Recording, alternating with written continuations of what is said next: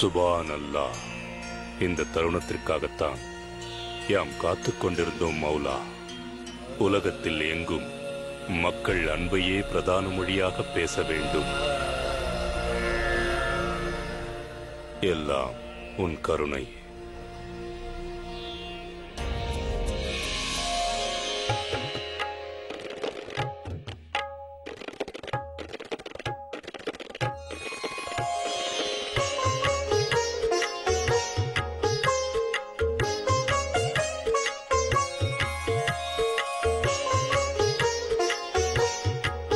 நான் மது வருந்த கூடாது என்று கூறியிருக்கிறார்கள். ஆகையால் எனக்கு பதிலாக நீங்கள் அனைவரும் வேண்டும் அளவிற்கு மதுவை அருந்துங்கள், மகிழ்ச்சிகரமாக கொண்டாடுங்கள். ஏனென்றால் இந்த நாள் என் வெற்றியை கொண்டாடும் நாள். இன்றிலிருந்து ஷெஹன்ஷாவிற்கு ஒரே ஒரு முக்கிய பேகம் தான் இருக்கிறார், ருக்கையா பேகம். ராஜமாதா ருக்கையா. ருக்கையா பேகம் வாழ்க! வாழ்க வாழ்க வாழ்க வாழ்க!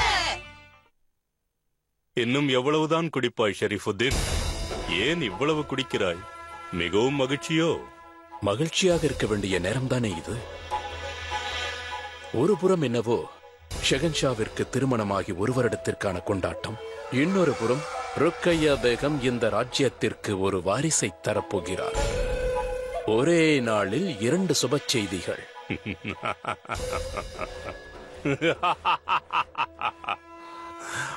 மகிழ்ச்சியான தருணங்கள். அனைவரும் செல்லுங்கள். மகா மந்திரியார் நல்ல அறிவுரைதான் வழங்கினார்.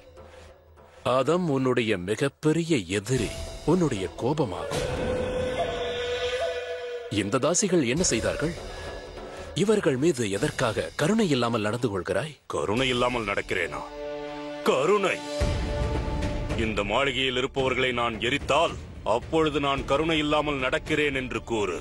இப்பொழுதும் ஜலாலுக்கு காலணியாகத்தான் இருக்கிறேன். அவன் காலில் இடர்படும் கல்லையும் முள்ளையும் நானேதான் வாங்கிக் கொண்டிருக்கிறேன். இப்பொழுது அவனுக்கு வாரிசு பிறக்கப் போகிறது. இதுவரை நான் ஜலாலுக்கு சலாம் போட்டுக் கொண்டிருந்தேன். இனி அவன் வாரிசிற்கும் சலாம் போட வேண்டும். என்ன இது? என்ன சிறந்த வாழ்க்கை! ஆதம், நாமும் மாளிகையில் தான் உள்ளோம். நிதானமாக பேசு. இப்பொழுதுதான் எனக்கு ஞானம் பிறந்திருக்கிறது. இனி என் உரிமையை நிலைநாட்டிக் கொள்வேன். ராஜ்யத்தை அடைந்தே தீருவேன். ஆதம், கோபம் எதிரிகளை அழிப்பதற்கு முன்பு நம்மை அழித்துவிடும். இந்தா, இதை பருகி உனது ஆவேசத்தை தணித்துக்கொள். வா, அமர். என் மனதில் எரியும் கோபத்தை அணைய வேண்டுமென்றால் அந்த சிம்மாசனம் எனக்கு சொந்தமாக வேண்டும். ஒருவேளை அது எனக்கு கிடைக்கவில்லை என்றால் நான் அனைவரையும் எரித்து சாம்பலாக்கி விடுவேன். அவ்வாறு செய்தால் நீ ஆழ்வதற்கு யார் இருப்பார்கள்? பிணங்களை ஆழ்வாயா? கொண்டாட்டங்களை எங்கே நடத்துவாய்? இடுகாட்டில் நடத்துவாயா? ஆதம், இது முகலாயர் சாம்ராஜ்யம். இது ஒன்றும் குதிரை கிடங்கு அல்ல. வைக்கோலுக்கு தீயை வைத்தால் அனைத்தும் எரிந்து சாம்பலாவதற்கு. இதனால் உன் கைகளை நீயே சுட்டுக் கொள்ளப் போகிறாய். தேவையில்லாமல் ஏதாவது புயலை கிளப்பாதே. சற்று அமைதியாக இரு ஆதம்.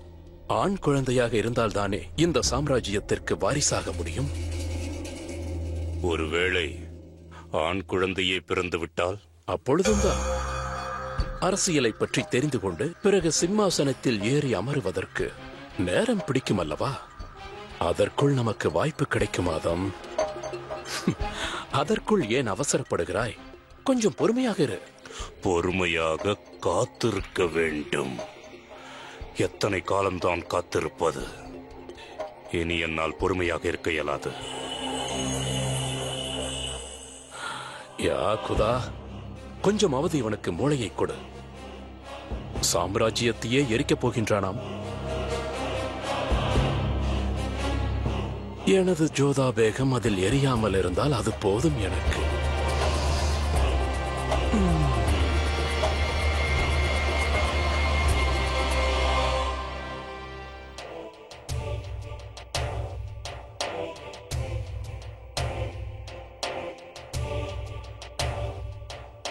ஹாய் அல்லாஹ், அனைவரும் போதையில் உள்ளார்களே.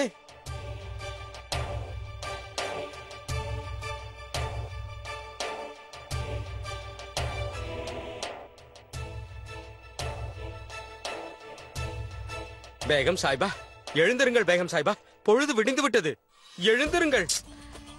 என்னை எழுப்பாதே ஹோஷியார், தூக்கம் வருகிறது. தொந்தரவுக்கு மன்னிக்க வேண்டும் பேகம் சாய்பா. தங்கள் அறையை பாருங்கள், யாராவது தவறாக நினைக்கப் போகிறார்கள். வாயை மூடு ஹோஷியார்.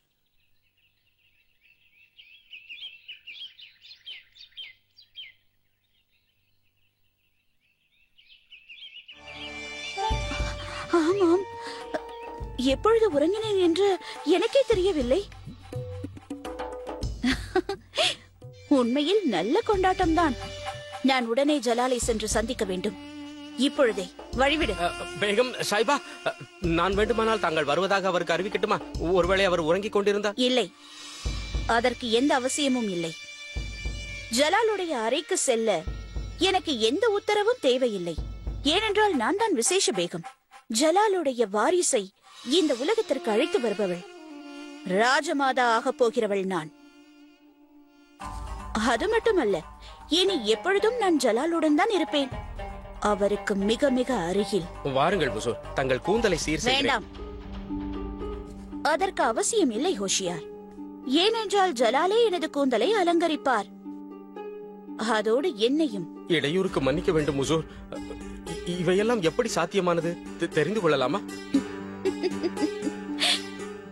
ஹோஷியார், ஒரு மனிதன் எப்பொழுது வேதனையில் இருக்கிறானோ, தனியாக இருக்கும் பொழுது அவனை அடக்குவது என்பது சுலபமான காரியம்.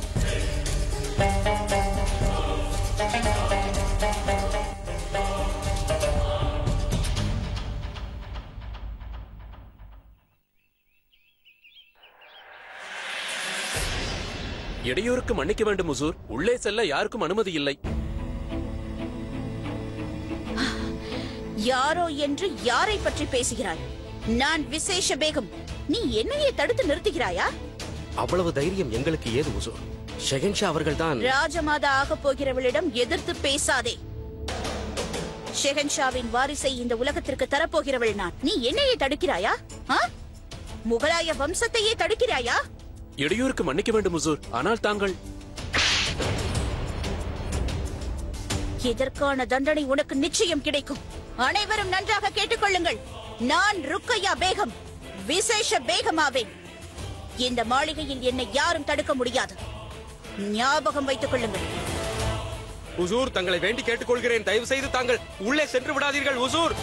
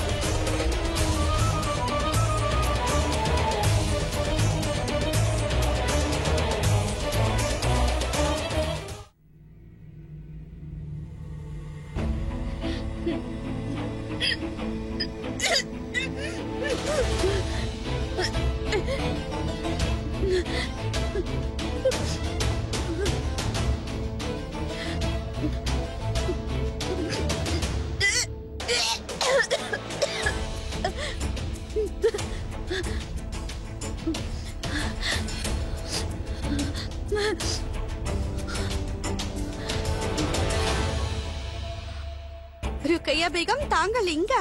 விழாவிற்கு பிறகு ஷெஹன்ஷாவின் அறைக்கு தாங்கள் சென்றீர்கள் என்று நினைக்கிறேன். உங்கள் விஷயம் கேள்விப்பட்டதும் சென்றா என்ன கூறினார்? அவர் அவர் மிகுந்த மகிழ்ச்சி அடைந்தார். அப்படி என்றால் அவர் மகிழ்ச்சி அடைந்து தங்களுக்கு என்ன பரிசை தந்தார்? ஷெஹன்ஷா எனக்கு கொடுத்த பரிசானது இதுவரை எனக்கு கொடுக்காத ஒன்று. மிகவும் விசேஷமான, அரிதான, மிகவும் உயர்ந்த. என்னால் அதை தாங்கிக் கொள்ள இயலவில்லை. எனக்கு வார்த்தைகளே வரவில்லை.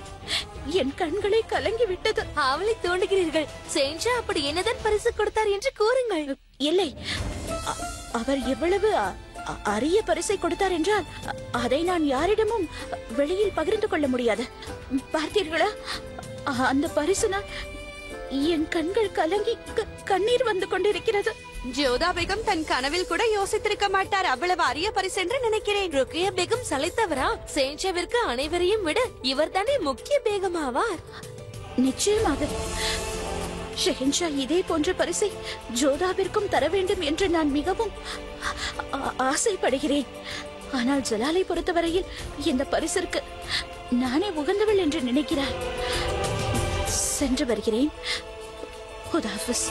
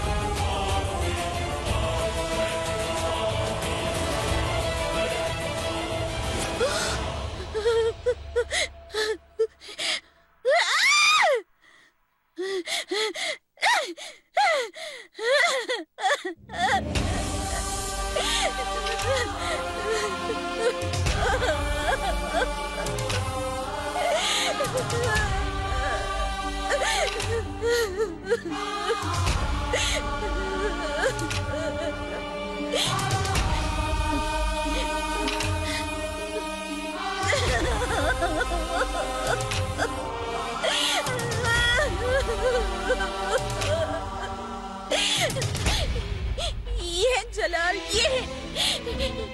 ஏன் எனக்கு துரோகம் செய்தீர்கள்?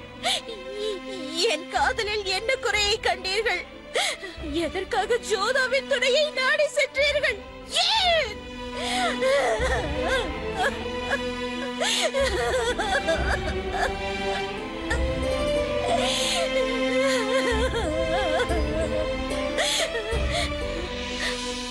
உங்களுக்கு அவ்வளவு நம்பிக்கை உள்ளதா? நீங்கள் ஒரு வார்த்தை கூறினால் ஷெஹன்ஷா என் பக்கம் திரும்பி கூட பார்க்க மாட்டாரா? ஆம், நீ எனக்கு அடங்கி போகவில்லை என்றால் அவ்வாறுதான் நடக்கும். சரி, நான் உங்களுக்கு பணிந்து போகின்றேன். அதற்கு பதிலாக நீங்கள் கோரியதை அமல்படுத்துங்கள். கவனமாக கேளுங்கள். உங்கள் ஷெஹன்ஷா என் பக்கம் திரும்பி கூட பார்க்க கூடாது. பேகம் ஜோதாவால் தங்களுக்கு ஆபத்து இருக்கிறது. உங்களுடைய இடத்தை பாதுகாத்துக் கொள்ளுங்கள். உங்கள் சிறுவயது காதலை தொலைத்து விடாதீர்கள்.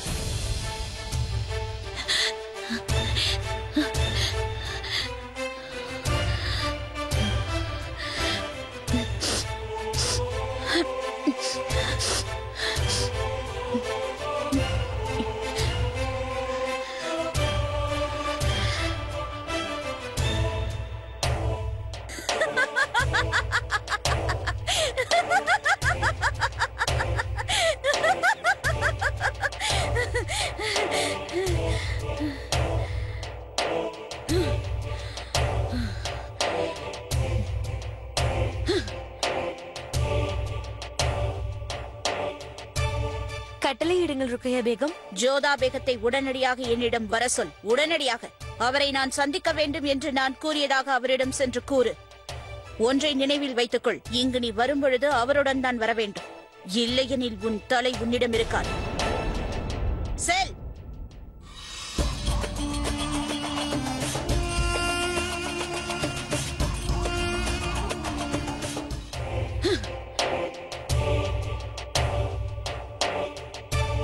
கட்டளையிடுங்கள் ருக்கையா பேகம். ஜோதா பேகத்தை உடனடியாக என்னிடம் வர சொல். உடனடியாக அவரை நான் சந்திக்க வேண்டும் என்று நான் கூறியதாக அவரிடம் சென்று கூறு.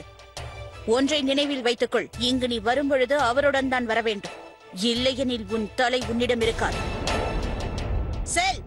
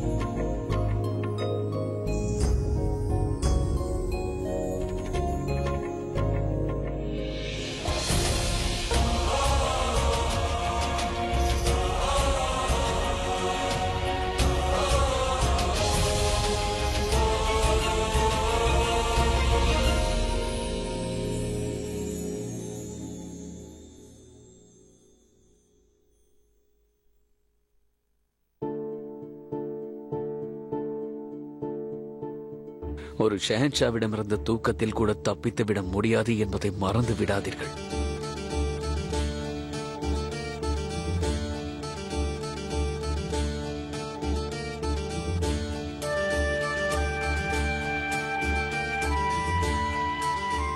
ஷெஹன்ஷாவின் உறக்கத்தில் கூட ஒரு விழிப்பு இருக்கும். ஆனால் உங்கள் பேகமிற்கு தன்னுடைய அறைக்கு செல்ல வேண்டும். எனது அறையில் இருந்து எனது அனுமதி பெறாமல் யாராவது வெளியே செல்ல முயற்சி செய்தால் அது எனக்கு பிடிக்கவே பிடிக்காது.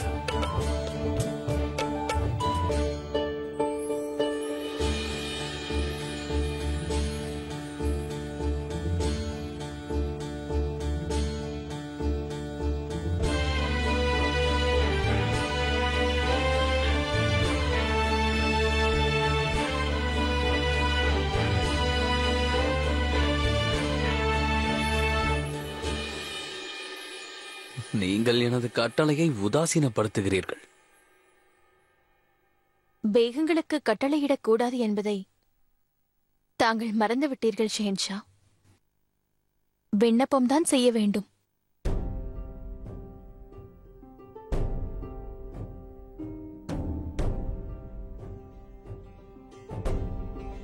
உங்களுடைய இந்த குணத்திற்காகத்தான் நான் அடிமையாகிவிட்டேன். நீங்கள் அடிமைத்தனத்தை ஒழித்து விட்டீர்கள். அந்த விஷயத்தை மறந்து விட்டீர்கள் போலிருக்கிறது. அது மட்டுமல்லாமல்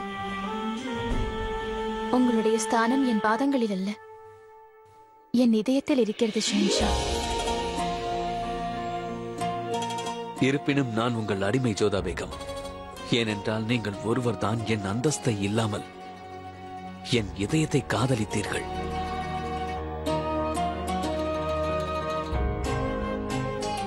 இனி எனக்கு விடை கொடுங்கள்.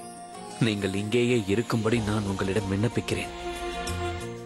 உங்கள் பேகம் நீங்கள் வைத்த விண்ணப்பத்தை ஏற்றுக்கொள்கிறார்.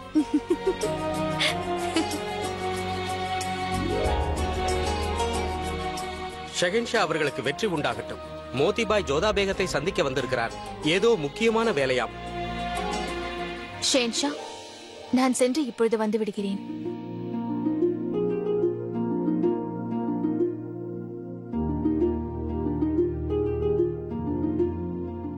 மோதி, நீ என்ன செய்கிறாய்? ஷெஹன்ஷாவின் அறைக்கு அவருடைய அனுமதி இல்லாமல் வந்து அவர் ஓய்வுக்கு பங்கம் விளைவிக்கின்றாயே. எனக்கு தெரியும் ஜோதா, ஆனால் ருக்கியா பேகம் உனக்கு ஒரு செய்தி அனுப்பியிருக்கிறார். உடனே உன்னை சந்திக்க வேண்டுமாம்.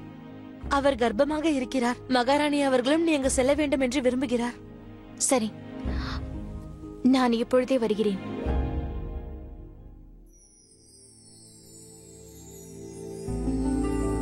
அப்படி என்ன முக்கியமான விஷயமா மோத்தி இவ்வாறு இடையூறு விளைவிக்கிறாள்? நான் செல்ல வேண்டும் ஷெஹன்ஷா.